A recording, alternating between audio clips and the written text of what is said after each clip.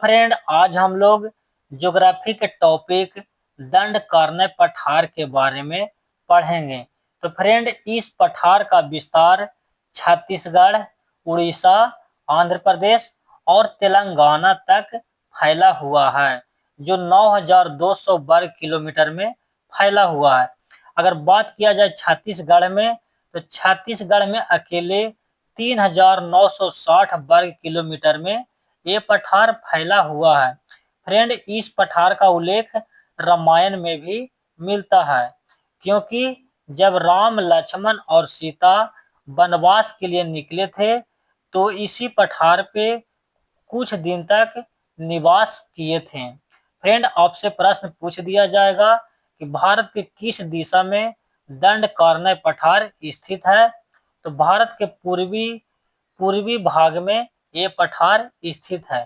Friend, अगर छत्तीसगढ़ में इसका ढलान देखा जाए, तो इसका ढलान है, पहले पश्चिम की ओर ढलान है, उसके बाद दक्षिण की ओर इसका ढलान है।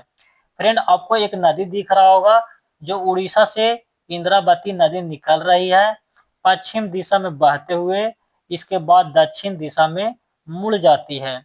और फ्रेंड, इंद्रावती का एक सहायक नदी है कोटरी नदी, जो इंद्रावती का सबसे बड़ा सहायक नदी है और कोटरी बेसिन का भी निर्माण करता है।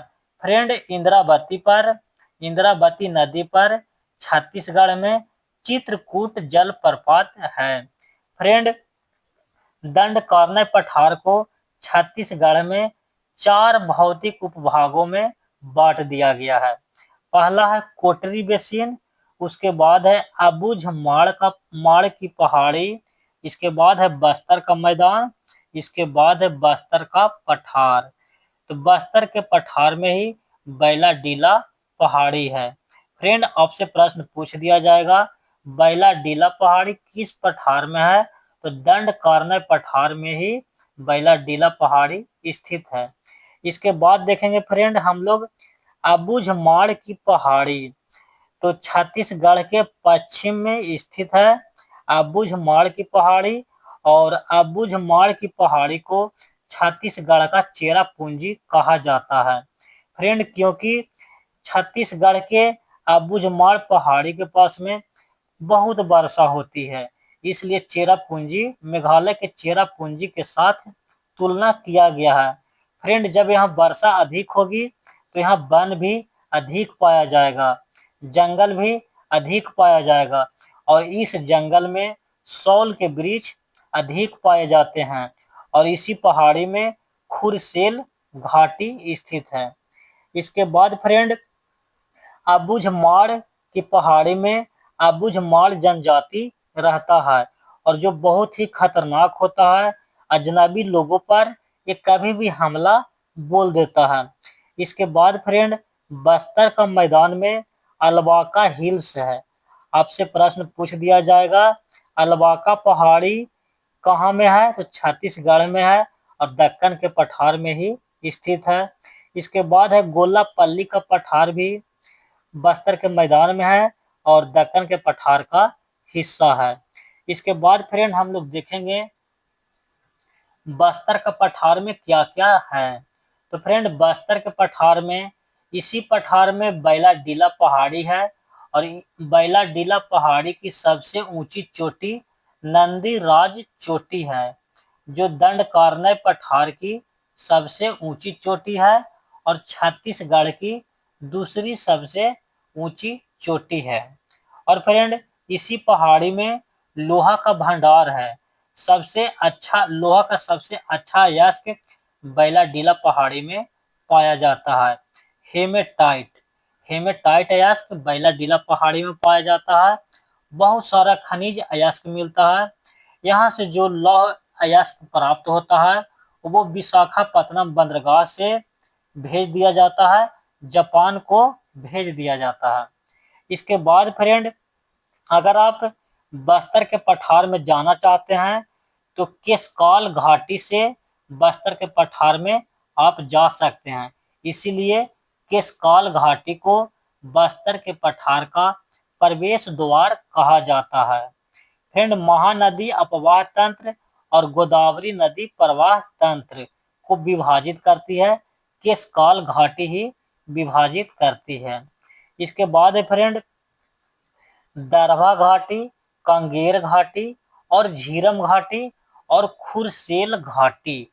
ये आपसे प्रश्न पूछा जाएगा कि खुरसेल घाटी भारत के किस राज्य में स्थित है, तो छत्तीसगढ़ में स्थित है। और किस पहाड़ी में स्थित है, तो अबूझमाड़ की पहाड़ी में खुरसेल घाटी स्थित है। इसके बाद फ्रेंड हम लोग दंडकारण्य पठार में यानी छत्तीसगढ़ में जो जनजाति रहता है उसके बारे में पढ़ेंगे। दंडकारण्य के मध्य भाग में मारिया जनजाति पाया जाता है। इनके द्वारा किए जाने वाला नृत्य गौर नृत्य किया जाता है। ये नृत्य विश्व में प्रसिद्ध है। इसके बाद फ्रेंड छत्तीसगढ़ में ही मुरिया जनजाति निवास करती है और मुरिया दरबार भी आयोजित किया जाता है। 1 साल पहले ही दिल्ली में कर्तव्य पथ पर मुरिया दरबार का आयोजन किया गया था।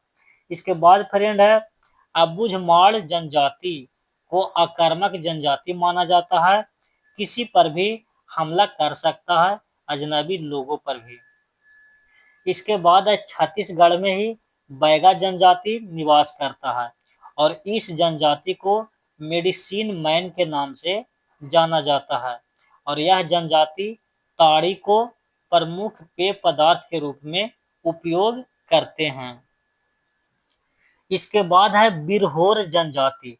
तो बिरहोर जनजाति झारखंड, मध्य प्रदेश, छत्तीसगढ़, बिहार में भी पाए जाते हैं और सबसे अधिक बिरहोर जनजाति झारखंड में पाए जाते हैं। इसके बाद छत्तीसगढ़ में कमार जनजाति निवास करते हैं। सबसे अधिक गोदना गोदवाने वाले यही जनजाति हैं।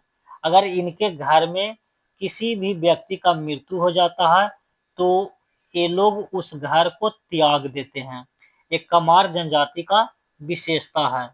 इसके बाद फ्रेंड मैनपाट, छत्तीसगढ़ का मैनपाट जो स्थान है छत्तीसगढ़ का शिमला कहलाता है और मैनपाट में ही कोरवा जनजाति पाया जाता है। और फ्रेंड आप लोगों को एक प्रश्न कमेंट में जवाब दीजिएगा कि मध्य भारत के कौन से राज्य में मध्य भारत का कौन सा हिल्स पाया जाता है। भुंजिया जनजाति, तो छत्तीसगढ़ में ही भुंजिया जनजाति पाया जाता है और भुंजिया जनजाति है जो रसोई घर को लाल बांग्ला कहता है। इसके बाद है अबूझमाड़िया जनजाति। अबूझमाड़िया जनजाति में जब लड़का लड़की को शादी होने को होता है तो इन लोग भाग करके शादी कर लेते हैं। फ्रेंड एक प्रश्न आपको बतलाना है जो हमने बीच में दिक्कत हो गई थी। तो मध्य भारत के एकमात्र हिल स्टेशन कौन सा है, उसका कमेंट में जवाब दीजिएगा। जैसे में दक्षिण भारत का एकमात्र हिल स्टेशन दक्षिण ऊटी है, उसी तरह से मध्य भारत का एकमात्र हिल स्टेशन कौन सा है, आप लोग कमेंट में जवाब जरूर दीजिएगा। और फ्रेंड दक्कन के पठार से प्रश्न को अब नहीं छूटना चाहिए। तो इतना ही फ्रेंड, जय हिंद।